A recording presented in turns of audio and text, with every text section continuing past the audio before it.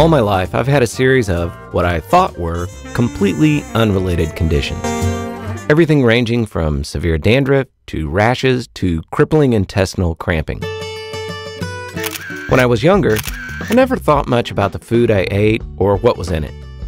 We're told that we need to eat more whole grains to be healthy, so a few years ago, I decided to change my diet to include much more whole grains. It wasn't long before my bizarre list of symptoms got longer. I was very irritable. My hands and feet were freezing no matter what I did to try and warm them. But the most frightening thing was my inability to concentrate and my loss of short-term memory. After a long and emotional journey, I was finally diagnosed with celiac disease. It's an autoimmune condition that means my body has bad reactions when I eat anything that contains a protein called gluten. But I didn't just test positive for celiac. I tested off the charts.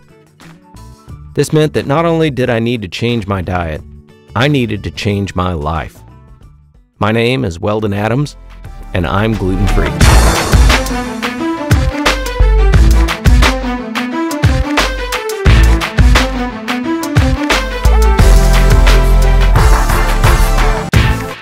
The amount of information and misinformation about food was overwhelming. I knew I needed to do my own research.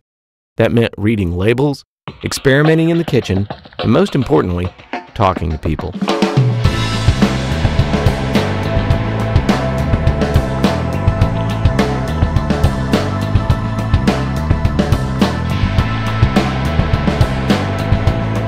We both got diagnosed celiac about 4 years ago, and the food was awful. So we didn't eat it for a long time, didn't eat bread, and then we thought we could do it better. So we started this, and we did. Wow. You make it sound so simple. So we believed in what we did, so here we are. It was definitely a work of love. Came up with our own recipes out of necessity, and we're just thrilled with what we had.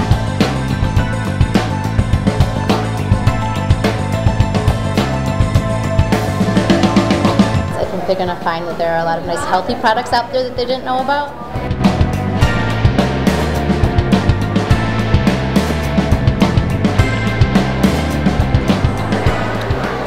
Thai curry. That's good. It's a lot larger than the numbers say it is, in that it affects not only the person with gluten-free, but it affects their family, their children, and their friends.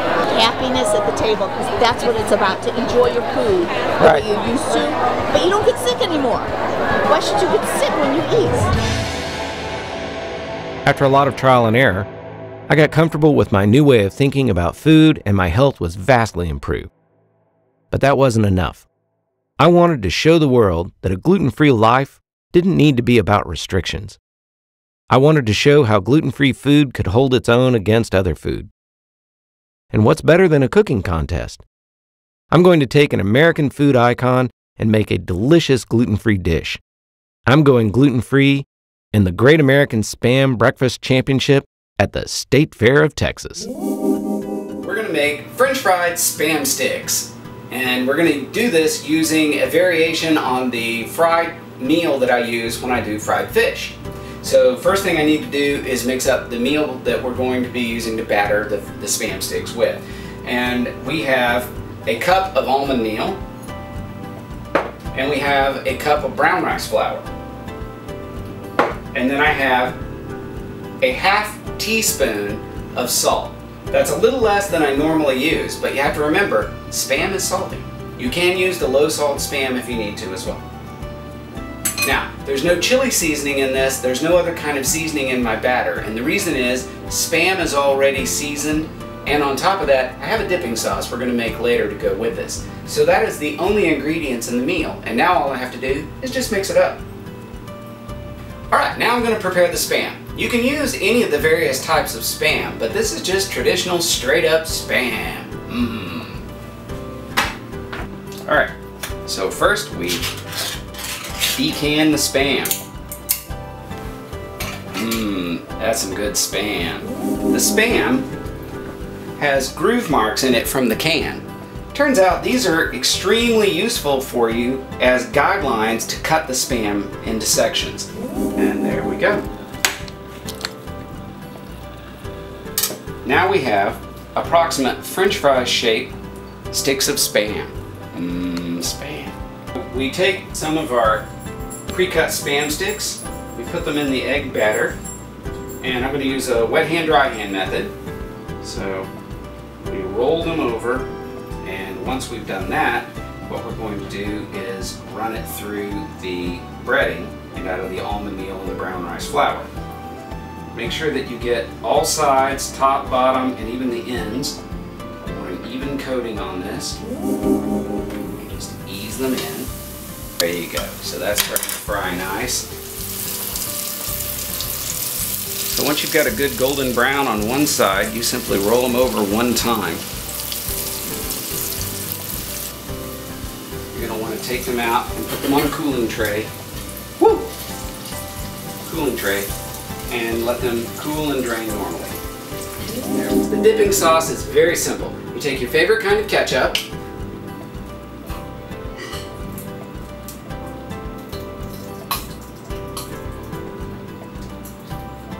and you add a little sriracha. It's very hot, so it doesn't take very much at all. And then you mix it. So for breakfast, we've got some scrambled eggs, our French fried Spam sticks, and some kickin' chicken sriracha dipping sauce. So we're going to take this to the State Fair.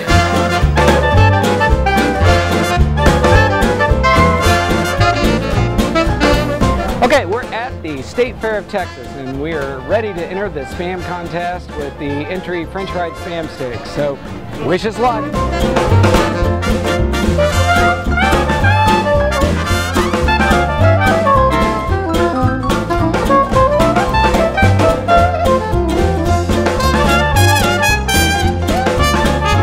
There have been some Spam French toast waffle sandwiches, and looks like a casserole or two, and then there's a stuffed bell pepper entry that looked pretty good too.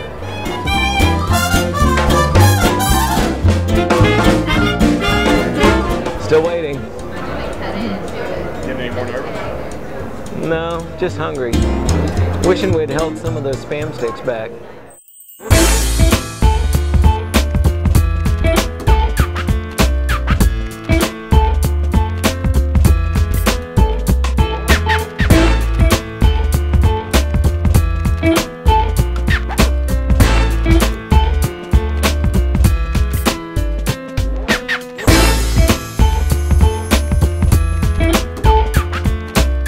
Finding something to eat that's gluten-free and fits our restrictions at the State Fair of Texas is actually really difficult. And one of the reasons is the State Fair is known for its fried food. We'll fry anything here. If you can put it on a stick, we'll fry it. And of course, most of the fried food is battered in some way, and all of the batter is going to be made with things that we can't have, such as wheat flour and things of that nature. On top of that, anything that's fried, we're not 100% sure if it's fried in soy oil or not, which would be another problem for us. So just like everything else, it's going to take a lot of questions and a lot of planning. So, you know, fair food is great because it's fair food. It's not food that you eat every day. But, you know, for us, just like everything else, it's going to take a lot of questions and a lot of planning. Yep.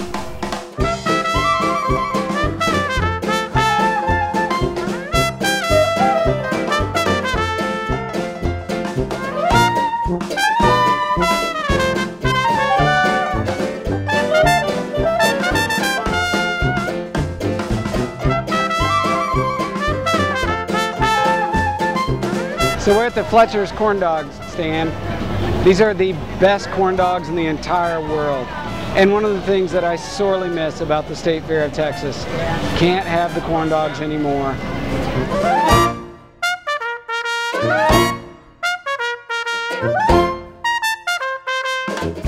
Hey, got a question about your oven fries. Okay. Is there anything on them, any kind of butter or anything, or are they just potatoes put in the oven? Yes. Okay. They're just baked. They're just baked. Awesome. We'll take a small order of the oven fries. Thanks. She said they're just baked. There's no butter on them. There's no oil on them. Here you go. Thank you very much. Thank you. These are really good. They are good. Yep.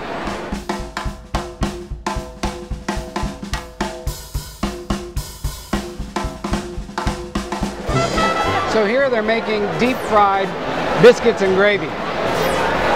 Deep fried biscuits and gravy. Can't have those? Can't have that.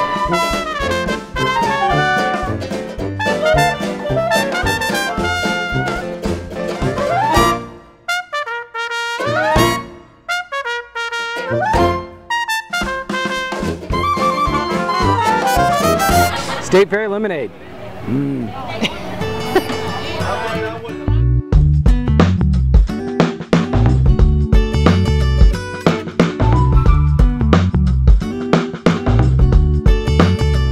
Right now, they're judging my entry.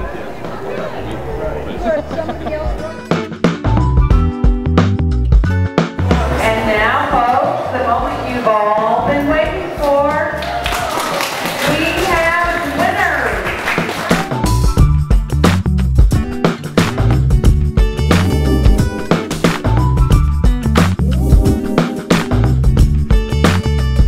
Well, they just made the announcement, and some great entries won. Unfortunately, ours was not one of them. We are actually one of 2 gluten-free entries that were in the fair this year.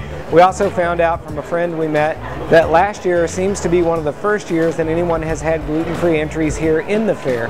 So we're going to try and do this more often and raise more awareness about gluten-free. We're going home empty-handed except for the leftover Spam sticks that we are about to have for breakfast. Being diagnosed with celiac has definitely been a challenge for me, but in a way, it's made my life better. By taking control of my diet, I've taken control of my life. And now, I'm ready for any challenge. All right, so we are going to make popped amaranth. Amaranth is it's a whole grain. It has lots of protein. So we've got a 1/4 cup of whole grain amaranth. We have a very, very, very hot pan. No oil, just a dry pan. So I'm gonna see if water will dance across it. Ooh boy, yes. It pings right across there. So that's how we know that it's hot enough. Be sure you have your wooden spoon ready. Wooden spoon, not plastic. All right, so all we do, place the amaranth in the pan. You see a little bit of shake start to happen. And keep those little guys moving. Keep them moving so that we don't burn anybody. Oh boy, there it goes. This is fun to do with kids, especially. Chaos in the kitchen. All right. So, we're done. Turn that off. And then there we have our fluffy white amaranth. And you can just add that into your bowl. I like it with a little bit of almond milk, a little bit of heated almond milk, and a little bit of maple syrup, and a few walnuts thrown on top. And I fix it just like popcorn. It smells like popcorn, it tastes like popcorn. So if there's a butter salt that you like to use, popcorn salt, you just sprinkle some on the top of it, mix it in, and eat it with a spoon. It's like micro popcorn. Mmm.